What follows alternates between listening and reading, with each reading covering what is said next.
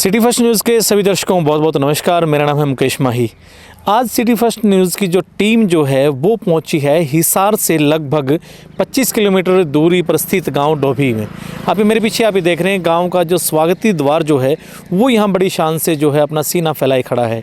आज हम यहां क्यों पहुंचे हैं कि दरअसल जो है सरकारी नौकरी किसी एक युवक का या किसी एक शख्स का जो एक सपना हो सकता है, लेकिन कुछ ही टाइम पीरियड में चार नौकरियां लेना, जिनमें से जो 3 जो हैं वो पक्की सरकारी नौकरी, वो भी कहीं ना कहीं किसी न किसी करिश्मे से कम नहीं है।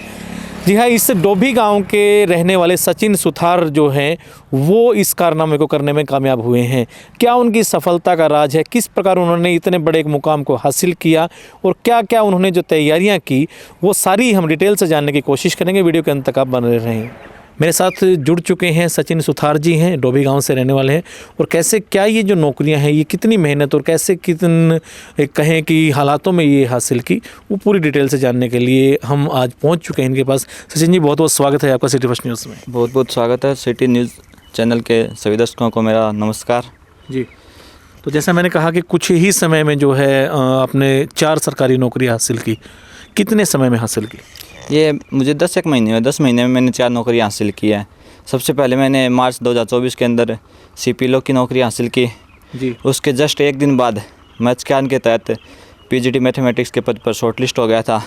फिर मैंने वो उस टाइम ज्वाइन कर लिया था। फिर अब अक्टूबर में CT के थ्रू हरियाणा पुलिस की जो भर्ती हुई है उसमें मेरा सिलेक्शन हो गया था और अब फ़िलहाल मेरा PGT मैथ के पद पे सिलेक्शन हो चुका है। यानी कि अगर हम देखें तो यानी कि जो पहली जो नौकरी थी वो तो सिर्फ आपने एक ही दिन जो है आपने ज्वाइन की थी? हाँ, वो पहले दिन शाम को मैंने ज्वाइन किया, अगले दिन सुबह मैंने रिजाइन दे दिया। सिर्फ रात को ज्वाइन की थी वो। यानी कि वो ज्वाइनिंग के लड्डू भी क्या था, पूरी जगह ना बांटे, उतने में आपने जो रिजाइन भी कर दिया उसमें? क्योंकि उसी टाइम वो ज्वाइन की थी, उसी टाइम शाम को मेरे पास शॉर्ट लिस्ट का SMS आ गया था। मैथ्स ज्ञान के तहत PGT के लिए शॉर्ट लिस्ट हो गया था उस टाइम जी। अगर हम बात करें कि ये जो 10 महीने के अंतराल पे ही ये सारी जो चीज़ें हुई, इनके पीछे मेहनत कितनी है ये हम जानेंगे, लेकिन उससे पहले एक बार परिवार के बारे में बताएं कि आपके पिताजी कोई सरकारी नौकरी पे या कैसे? नहीं, मेरे पिताजी एक चिनाई के मिस्त्री हैं जो गांव में काम करते हैं और मेरी माताजी घर का ही काम करती है। कोई हमारे पूरे परिवार में आज तक कोई गवर्नमेंट जॉब पे नहीं है। मैं पहला ही कैंडिडेट हूँ जो परिवार में गवर्नमेंट जॉब पे हूँ। और पहले कैंडिडेट ने इतना एक कहीं रिकॉर्ड सा ही बना दिया कि 10 महीने में जो 4 नौकरियां जो हासिल कर ली। हाँ जी, ये तो है सर। यानी आप अपने पूरे परिवार के जो है इकलौते ऐसे शख्स हैं जो सरकारी नौकरी जो है आपने ज्वाइन की? हाँ, हमारे परिवार का पहला कैंडिडेट हूँ मैं जिसने अभी तक सरकारी नौकरी हासिल की और 10 महीने में मैंने 4थी नौकरी हासिल की अब जी। तो ये जो एक कहना है बड़ा आसान है कि 4 नौकरियां अभी कोई नहीं होंगी, लेकिन मेहनत कितनी और कैसे क्या क्या जो ये सारी चीज़ें जो हुई है उनके बारे में अगर थोड़ी जानकारी दें। मेहनत तो सर बहुत लगी है, इसके पीछे कई सालों का स्ट्रगल है। वही ऐसे लोकल एरिया से बिलोंग करते हैं जहाँ पे ना कोई हमारे पास इतनी सुख सुविधाएं हैं या हमारे पास लाइट की भी सुविधा नहीं है। पहले तो लैंप के प्रकाश में पढ़े हैं, फिर ये सोलर सिस्टम आ गया तो उसके तहत पढ़े हैं और तो इसमें काफ़ी स्ट्रगल रहा है।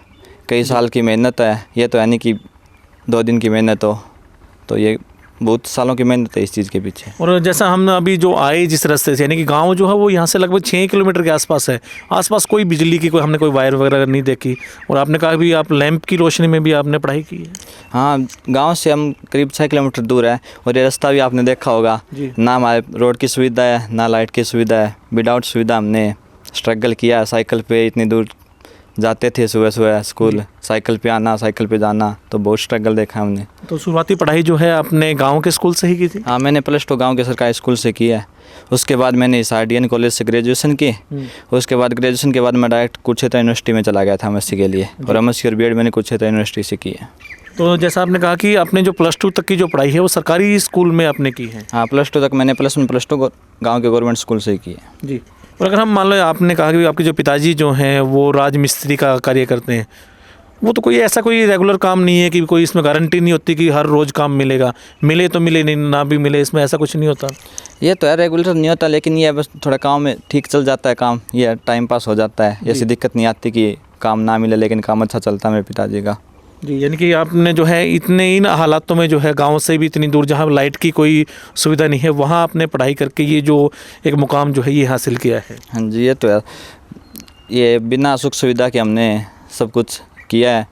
पहले तो अब ये 5-7 सालों के अंदर ये सोलर प्लेट चली है, इनकी सुविधा है। पहले तो हम बिना सोलर प्लेट सिर्फ लैंप के प्रकाश में पढ़ते थे। तो स्ट्रगल तो बहुत किया है। आज के टाइम में जो है वो कहीं ना कहीं चाहे उसको बहाना मान लें या कुछ कह दें भाई हमारे पास तो सुख सुविधा के साधन नहीं है इसलिए हम कुछ नहीं कर पाते, या जैसे हमारे पास ये साधन नहीं है, हमारे पास ट्यूशन नहीं है, हमारे पास ये चीज़ें नहीं है। आपने सरकारी स्कूल में पढ़ के एक लैंप की रोशनी में पढ़ के आपने ये इतना एक कहें कि एक सफलता के झंडे ही आपने गाड़ दिए।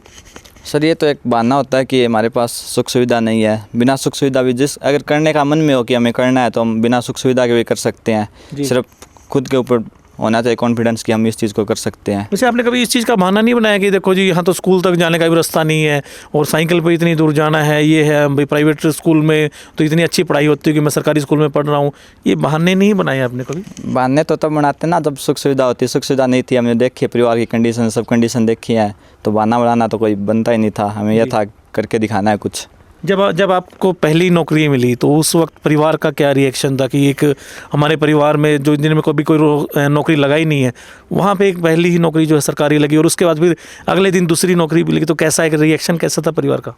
इसका रिएक्शन तो परिवार वाले बहुत कुछ थे। उससे पहले मैंने 15 मार्च को मैं CPLO में लगा था, उससे पहले 10 मार्च को और यहाँ D ग्रुप का रिजल्ट आया था, उसमें 0.5 नंबर से रह गया था। तो उस टाइम ये हुआ था कि D ग्रुप में भी नौकरी नहीं मिली, लेकिन वो किस्मत अच्छी थी, 5 दिन बाद CPLO में हो गया। उससे नेक्स्ट डे मैच के आने के तहत PGT लेक्चरर लग गया था जी। तो घर वालों का तो बहुत अच्छा रिएक्शन था।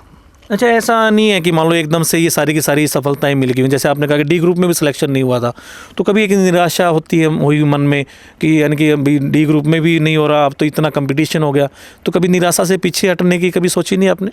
निराशा बहुत होती है जब रिजल्ट आता है, सिलेक्शन नहीं होता, रिजल्ट लिस्ट में नाम नहीं होता, तो निराशा बहुत होती है। लेकिन ये परिवार वालों की तरफ देखते हैं, परिवार वाले मोटिवेट करते हैं, यार दोस्त मोटिवेट करते हैं, दोस्तों का बहुत सहयोग रहा है, तो सब चीज़ें जी अच्छी रही है। तो उसके कारण 1-2 दिन तो डिमोटिवेट होते हैं, लेकिन वापस मोटिवेट होकर ये होता है करके दिखाना है, इस बार नहीं हुआ तो नेक्स्ट टाइम ज़रूर करेंगे। एक ये ना, आज आप भी समाचार पत्र और खबरें वगैरह देखते होंगे कि जी किसी भी बच्चे का कोई टेस्ट पास नहीं होता, किसी के नंबर कम आने की वजह से बच्चे जो सुसाइड तक कर लेते हैं। लेकिन आपने जो है इतनी एक कहें कि जैसा आप अपने मुंह से ही बता रहे हैं कि असफलता मिलने के बाद फिर आपने जो अपनी रास्ता जो है मेहनत का वो नहीं छोड़ा, तो वो कैसे आपने उस चीज़ को काबू किया? वो ये है, जब रिजल्ट सिलेक्शन नहीं होता तो निराशा तो होती है, लेकिन वो ये ना मोटिवेट करने वाले चाहिए। घर वाले थे मोटिवेट और देखते थे कि परिवार की ये कंडीशन है तो ये गवर्नमेंट जॉब से ही दूर हो सकती है, ऐसे तो नहीं हो सकती है। तो ये सब चीज़ें मोटिवेशन का ही काम है। जब मोटिवेशन नहीं मिलता तो कुछ नहीं होता। यार दोस्तों का बहुत सहयोग रहा है, सभी ने मोटिवेट किया टाइम पे कि तुम कर सकते हैं, हम कर सकते हैं, तो बहुत अच्छा रहा है जी। तो अब हम अगर आपके इस रूटीन के बारे में पूछें भी, जब आप मान लो अब तो चलो आप एक नौकरी पे आप आ चुके हैं, लेकिन कितना आपने जो है कंपटीशन के टाइम पे क्या रूटीन कैसा क्या रहा आपका, वो बताएं एक बार। रूटीन पहले तो यार सर कि कॉलेज जाते थे, कॉलेज होता था, कॉलेज के बाद 3-4 घंटे लाइब्रेरी जाके या घर आके शाम को 3-3, 4-4 घंटे या टोटल 5-6 घंटे तो हो ही जाती थी पढ़ाई। लेकिन अब पिछले 10 महीने से मैं अग्रवाल स्कूल में कार्यरत हूँ, तो वहाँ स्कूल में भी जाना होता था। स्कूल में खाली टाइम होता था, जो खाली पीरियड होते हैं उनमें मैं मेरी खुद की बुक लेके जाता था, मैं खुद की तैयारी करता था। स्कूल से आके रात को 11 बजे तक 12 बजे तक पढ़ता था, तो इसी का परिणाम है ये सब जी। और एक जो कहें कि समाचार पत्रों से भी एक अपडेट रहना बहुत ज़रूरी होता है, क्या उसको भी आप मानते हैं कि ये कंपटीशन जो एग्ज़ाम है उनमें भी इस चीज़ की एक भागीदारी होती है? ये सोशल मीडिया हो गए, समाचार पत्र, इनसे अपडेट रहना चाहिए, क्योंकि जब तक अपडेट नहीं रहेंगे तो हमें चीज़ों का नहीं पता लगेगा। बहुत से चीज़ फॉर्म ऐसे होते हैं कि हमें पता नहीं चलता जी। अगर अपडेट ना रहेंगे तो बहुत नुकसान। अपडेट तो रहना चाहिए हमें हर चीज़ के साथ, सोशल मीडिया के साथ भी, लेकिन ये सोशल मीडिया को एक लिमिट तक यूज़ करें जिससे कि एक फ़ायदा उसके जी, यानी कि जो टेक्नोलॉजी है उसको नुकसान ना होने तक ही इस्तेमाल करना चाहिए। हाँ, टेक्नोलॉजी एक लिमिट, हर चीज़ की लिमिट होती है, लिमिट क्रॉस ना करें किसी चीज़ की। जब तक कोई चीज़ लिमिट में है तो सब चीज़ अच्छी है, कोई दिक्कत नहीं है जी। तो सचिन जी, जैसे आपने बताया कि आप इतनी जो मेहनत करते थे, और अगर अब हम बात करें कि एक परिवार का एक भी कोई बैकग्राउंड कैसा है, आपने बताया कि पिता जो है वो राजमिस्त्री का कार्य करते हैं, भाई बहन भी कोई आपके कोई सपोर्ट में, या कितने जो हैं आप भाई बहन हैं इसमें? नहीं, हम 2 भाई बहन हैं, बड़ी सिस्टर है, वो भी स्ट्रगल कर रही है मेरी, और उसकी क्वालिफिकेशन सेम है जी। और परिवार में हमारी कोई जॉब तो है नहीं, सब खेती वाले हैं या कोई मजदूरी करते हैं, कोई दिहाड़ी करते हैं। मेरे पिता भी एक राजमिस्त्री है जो दिहाड़ी करके ही हमें इस मुकाम तक पहुंचाया है उन्होंने जी। इतनी आपने मेहनत की, एक वो कहते हैं कि ड्रीम जॉब जो है, क्या ये अब आपकी ड्रीम जॉब है, या कोई और भी कोई एक ऐसा मन में था कि वो हमें नौकरी जो है वो लेनी ही लेनी है? सबसे पहले तो ये ड्रीम जॉब गवर्नमेंट जॉब की होती है, गवर्नमेंट जॉब मिल गई, लेकिन ये है कि हमने जो मेहनत की है उसके हिसाब से मेरा सपना है कि मैं असिस्टेंट प्रोफेसर के लिए तैयारी करूँ और मैं कॉलेज कैडेट के लिए जाऊँ आगे जी। उसकी तैयारियाँ चल रही हैं आपकी? हाँ, उसकी तैयारियाँ चल रही है। क्योंकि पिछले कई साल से मैं कॉलेज के लिए तैयारी कर रहा हूँ, तो उसी का परिणाम है कि मैं पीजीटी में सेलेक्ट हो गया। अब आगे जब कॉलेज की भर्ती आएगी तो कॉलेज के लिए भी ट्राई करेंगे। अच्छा, यानी कि ये जो चौथी जो नौकरी है ये भी लास्ट नहीं है, इससे आगे भी जो है आपने कुछ और भी जो है सोच रखा है? हाँ, यही है, स्ट्रगल तो करते रहेंगे जब तक स्ट्रगल साथ देता रहेगा, काम पढ़ते रहेंगे आगे। यह एक अच्छे मुकाम पे जाना है। यानी कि अर्जुन की तरह जो है अपने मछली की आंख जो है वो अपने ड्रीम जॉब को बना रखा है, वो नहीं मिलेगी तब तक हम जो है आराम से नहीं बैठेंगे। हाँ जी, ये तो है सर, एक ड्रीम जॉब है कि हमें कॉलेज कैडेट में जाना है। जब तक कॉलेज कैडेट में नहीं जाएंगे कोशिश करते रहेंगे। तो अभी भी आप लगातार जो है पढ़ाई कर रहे हैं? कितने घंटे का आप जो है डेली आप पढ़ाई को देते हैं? अभी स्कूल में जाता हूँ तो ज़्यादा टाइम नहीं निकल पाता, लेकिन 4-5 घंटे मैं कोशिश करता हूँ कि निकाल सकूँ। 4-5 घंटे अभी भी जो है नौकरी लगने के बावजूद भी जो है वो अपनी पढ़ाई के लिए निकालते हैं? हाँ सर, 4-5 घंटे तो निकालने पड़ते हैं, क्यों इसके बिना तो काम नहीं चलेगा। रेगुलरिटी बनानी पड़ती है हर चीज़ की। भाई संडे है, स्कूल की सरकारी छुट्टी है, तो उस दिन थोड़ा ज़्यादा टाइम निकाल लिया, या 4-5 दिन की छुट्टी हो गई तो एक अच्छा रूटीन बना के तैयारी कर ली। एक बड़ा एक जो है ना युवाओं का एक वो होता है कि एक सपना होता है कि जब हमें पहली सैलरी जो मिलेगी उसको हम किस प्रकार हम यूज़ करेंगे। आपने कैसे यूज़ की अपनी पहली सैलरी? पहली सैलरी मैंने परिवार के लिए यूज़ की। मैंने परिवार को दी, परिवार में खुशियाँ का माहौल था तो सभी परिवार ने अपने हिसाब से यूज कर ली उसको।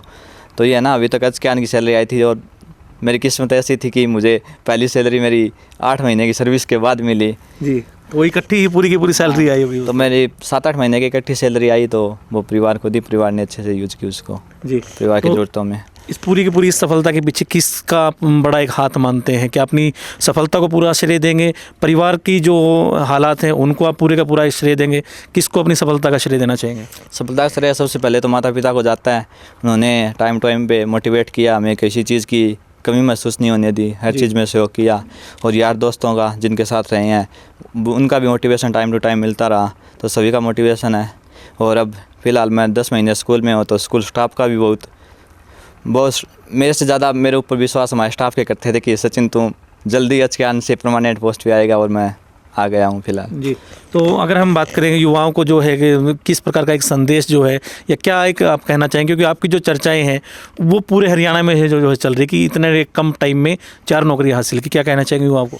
मैं युवाओं को ये कहता हूँ कि स्ट्रगल से सक्सेस तो मिलती है, तो हमें यह एक रेगुलरिटी बना के डेली हमें टारगेट बनाना है कि हमें 4 घंटे पढ़ना है, 5 घंटे। जब तक वो टारगेट पूरा ना हो तो ये है कि हमें खाना नहीं खाना, टारगेट पूरा करके ही खाना खाना है। जब हम एक रूटीन बनाएंगे तो सफलता हमारे कदमों में आएगी।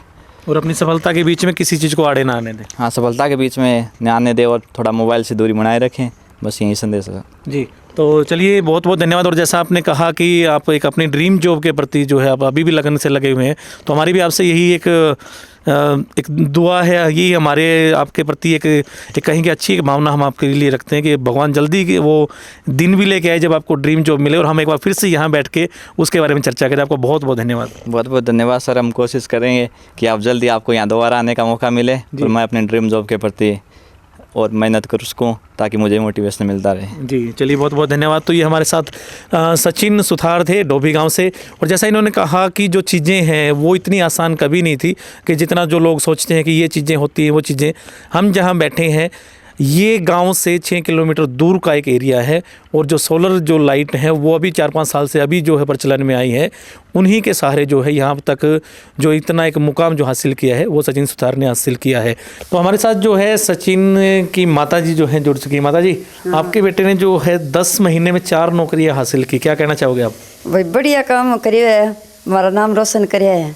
आपकी पूरी हरियाणा में चर्चा चल रही है अभी। अच्छा, भी देखो एक छोटे से गांव से मजदूरी करके मेहनत करके उन्होंने कराया तो कोशिश है भाई आपने कामयाब हो गया। फिर मेहनत की जो बता रहे थे कि इनके जो पिताजी हैं वो मिस्त्री का काम करते हैं। हाँ, मिस्त्री का करता है जी। कितना मुश्किल था एक बच्चों को जो पढ़ाना, और फिर मुश्किल है जी, इतनी दूर का खेत है, कदे बेचारा पैदल जानता, कदे साइकिल पर जानता, आज के टाइम में ना बच्चों को एक बीमारियों से, नशे पते से दूर रखना बहुत बड़ी बात होती है। आपने किस तरह ये रखा सारी चीजें? नहीं जी, मैं तो शिक्षा अच्छी दी, वैसे मैं नहीं वैसे ही हमारा बच्चा जी ना, तो ये पिता में किसा में काका ताऊ नहीं, हम कोई न सका बेल को नहीं किसा में, और ऐसा ही हमारा अभी तक बच्चा है भाई।